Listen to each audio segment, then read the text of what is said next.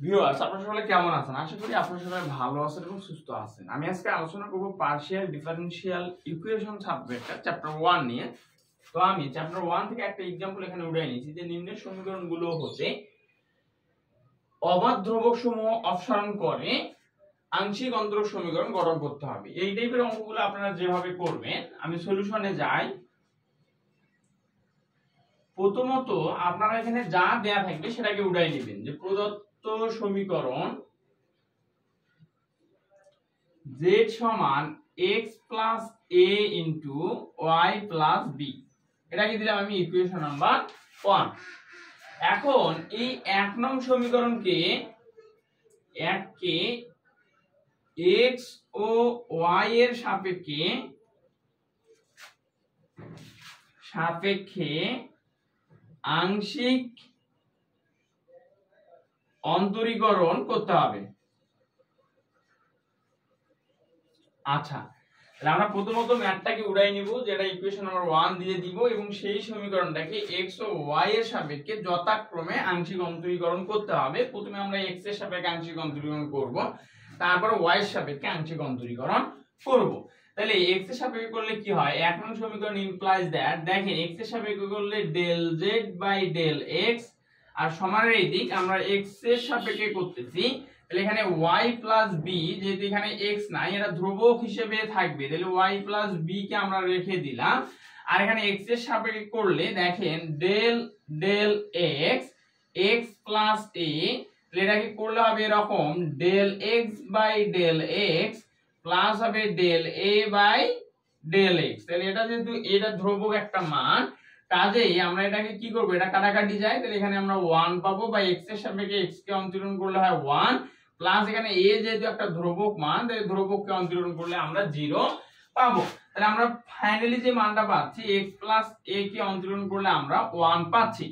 তাহলে আমরা এখানে কি পাচ্ছি, যে এখানে y প্লাস b টাই থাকলো। এখন দেখেন আমাদের আরো কিছু বিষয় জানতে হবে, সেই বিষয়গুলো হলো, একটু খেয়াল করেন যে del z ভাগ হলো del x সমান আমরা p দ্বারা প্রকাশ করব, এবং del z ভাগ যদি del y হয় তাহলে সেটাকে আমরা q দ্বারা প্রকাশ করব।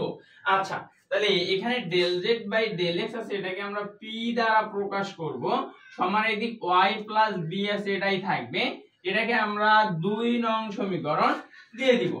আবার y এর সাপেক্ষে আংশিক অন্তরীকরণ এখন করব, তাহলে 1 নং সমীকরণ ইমপ্লাইজ দ্যাট আমার হচ্ছে del z ভাগ del y সমান কি হচ্ছে x প্লাস a, এটা ধ্রুবক হিসেবে থাকবে যেহেতু এখানে কোনো ধরনের y নাই।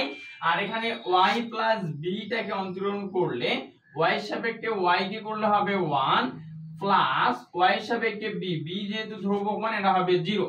তাহলে আমরা এখানে ফাইনালি যে মানটা পাচ্ছি সেটা হলো 1, ঠিক আছে।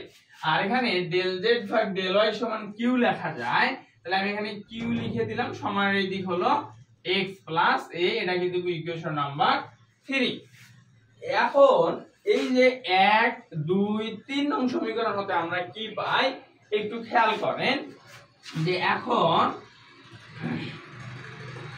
1 নং সমীকরণ ইমপ্লাইজ দ্যাট আমার এখানে z আছে, আমি z দিয়ে দিলাম, সমানের এই দিক x প্লাস a সমান হলো q, আমি যেখানে q দিয়ে দিলাম, এরপর আছে y প্লাস b মানে হলো p, ঠিক আছে।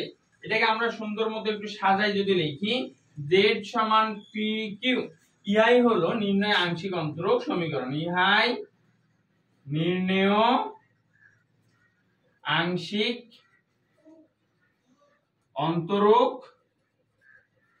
সমীকরণ, এটাই হলো আমাদের অ্যানসারটা, ঠিক আছে। এই নিয়মে করতে হবে। এই নিয়মের আমি আরো কিছু एग्जांपल দেখাই দিচ্ছি আপনাদের কিভাবে করতে হবে। প্রথমত আমরা সমীকরণটাকে উঠাই নিব, সেটা ইকুয়েশন নাম্বার 1 দিব, এবং ওই ইকুয়েশন নাম্বার 1 কে প্রথমত x এর সাপেক্ষে আংশিক অন্তরীকরণ করতে হবে, করার পরে আমরা যে মানটা পাবো সেটাকে 2 নং সমীকরণ দিব, এরপরে আবার আমরা y 1 নং সমীকরণটাকে y এর সাপেক্ষে আংশিক অন্তরীকরণ করব, করার পরে আমরা যে মানটা পাবো সেটাকে 3 নং সমীকরণ দিব, এবং এই যে 2 এবং 3 নং সমীকরণের মান 1 নং সমীকরণে বসাই দিব, দিলে আমরা যে সমীকরণটা পাবো সেটাই হবে নির্ণয় আংশিক অন্তরক সমীকরণ। আজকের ভিডিও এই পর্যন্তই, সকলে ভালো থাকবেন।